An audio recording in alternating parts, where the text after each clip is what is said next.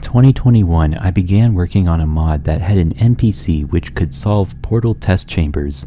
I lost motivation on it for multiple reasons, but now I'm feeling ready to give it another shot, now with significantly more experience and a better understanding of NPCs.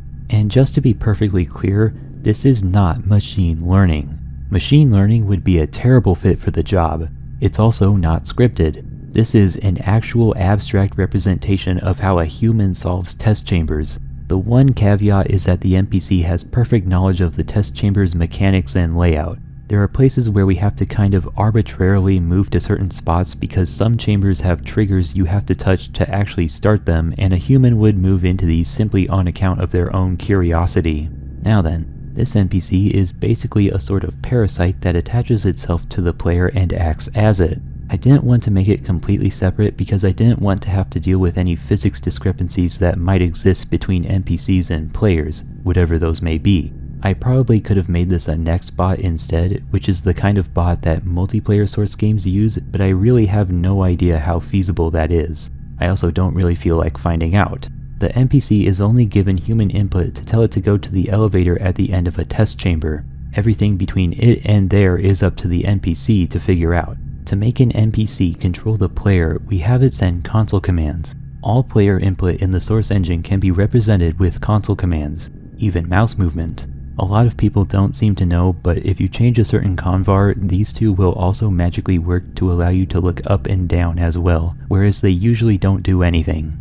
To look at something, we find if we're looking above or below it and to the left or right of it. Then we send the appropriate commands to look where we want to look. The turning doesn't look so great in this first video. Later on, I started modifying these two convars as well, which control how quickly these four commands turn the camera in degrees per second. To get more natural turning, I take the difference in angle and divide it by some factor based on context. If you've not seen my videos about NPC movement in Half-Life 2, you should, because I'm not going to recap them.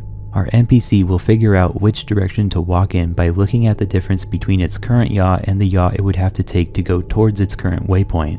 It goes in whatever direction moves it closest to the waypoint.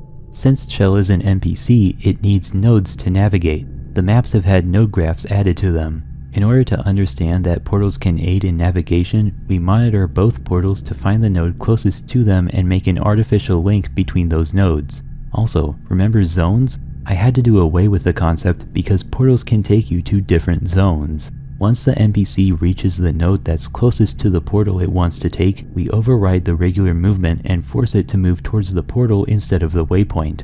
We also have to forbid the waypoint that's next to the portal from being simplified, otherwise we might move weirdly. While the NPC is moving, it traces ahead on its path to find obstructions. In the case of Test 00, it finds this door in the way. This causes it to look at every trigger multiple in the map to find one that's reachable and has an IO line for opening the door. Then it looks at every cube in the map to find one that's reachable. If there are multiple reachable boxes, it prioritizes by proximity. When checking the distance from each box, we regard the boxes as being higher up than they really are. This means we prioritize by being lower down at the same time, which avoids cases where we choose a box inside a dropper as opposed to the box below the dropper. Once we've found a favorite box, we move to it, pick it up, and put it down on the button. Putting a cube down on a button is more complex than it sounds. Instead of going to the button, we have to go to a point which is situated between the last and second to last waypoints in the path. We also move forward or back slightly if we find the cube is not placed quite right. We only drop the cube once it stopped moving because otherwise it might not land on the button. Test Chamber 1 is the same concept as 0, but with portals in the middle of everything. We handle this chamber much like the last one, except we have to go back to the center room multiple times. So that's just what we tell the NPC to do at certain points in time. This solution might not be the most generalized, but there's nothing else in the game that works how this particular chamber does, so I'll just have to live with that. Since the portals are on a timer, there's a good chance we'll move slow enough that we don't make it back to a portal in time and then have to wait for it to come back around. I didn't want to have to code for that situation, and it makes for a bad viewing experience, so to avoid that, we sometimes jump to gain extra speed. As you should recall from this video, jumping forward or backward gives us a small speed boost. The NPC automatically finds when it needs to jump by looking at how much distance it needs to cover before the next portal movement, determining how fast it can cover that distance, and looking at how long it is until the next portal movement. In order to jump, we have to be moving at our top speed, since jumping while we're still accelerating will just keep us stuck at an even slower speed. We also have to be an entire jump's length away from the place we're going to, otherwise we'll jump over that spot, which is not desirable. If we're going to pick up the cube, this would mean we might end up on top of the cube, which is another situation I didn't want to deal with because you can't grab a cube that you're standing on. We also have to be looking towards our next waypoint within a certain tolerance because the speed boost only applies forward or backward. That means if you're moving purely to the left or right, jumping doesn't help you at all, and if you're moving diagonally, there's a good chance that you might go off course and end up taking even longer. I found it very difficult for Chell to get the cube through the portal. The solution? Move through portals backwards and shake the camera around. Because of this, we also add on an extra 100 units to our path distances when calculating when we should jump because we need to make sure the cube doesn't get caught out when the portal moves. But yeah, otherwise this is just Chamber 0 again.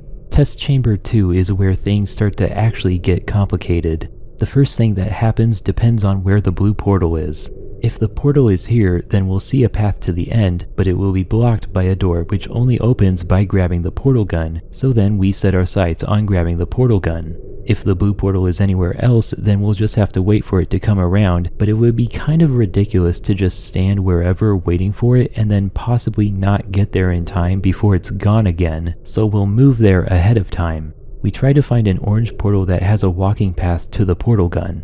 If that gets found, we look at the walls to the north, south, east, and west of the portal gun. If we can walk to one of those places and a portal can be placed there, then we'll walk to that place while the portal moves around between the three useless places. Once we detect that the portal is where we want it, we go back to the regular goal of moving to the gun. Before we actually move, we double check that once we get the gun, we'll actually be able to move to the elevator. Remember zones? Again, if you don't, go watch this video. That concept can actually help us out here, but first we need to make it so that zones don't flow across one-way links, because often we can jump from one node to another but would have to use portals to go back. So I made a separate set of features in the node system to create subzones. Same exact concept as zones, but without going across jumping links. This means we can now recognize all three of these places as their own separate areas instead of one. The only change I would maybe want is to split subzones up by doors.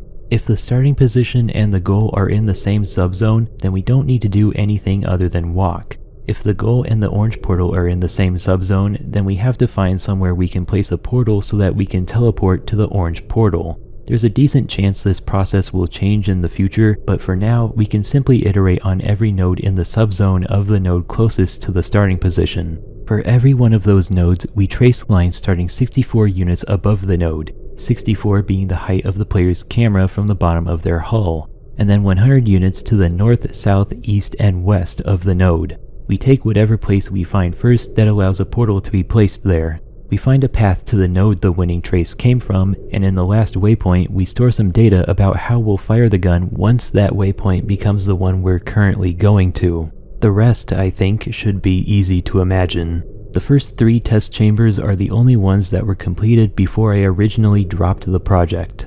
A bit of work was done on Chamber 3, but I'll save it for a future video. I think I'll make a new video on this simply whenever I feel like a substantial amount of work has been done. I'm surprised at how much was broken when I opened the mod again for this video. How the hell did this ever work when there were so many critical bugs? Anyway, bye for now.